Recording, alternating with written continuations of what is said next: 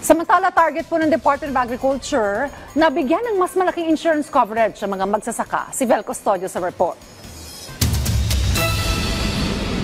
Patuloy ang pagpapalawak ng Department of Agriculture sa source of insurance para sa mga lokal na magsasaka.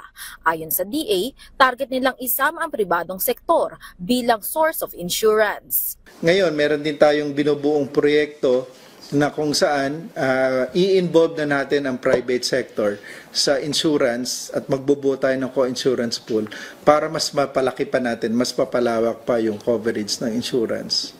Beyond doon sa ibinibigay lamang ng PCIC or Philippine Crop Insurance Corporation.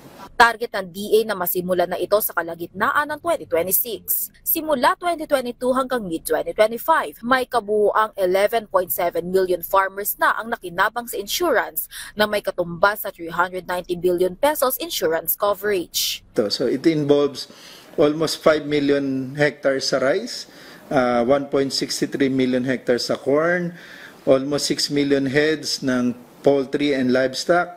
Sa high value is almost 1.65 million. So in terms of policies, nasa more than 13,000 policies yung naibigay nila. So ganito kalaki na yung na-cover ng insurance.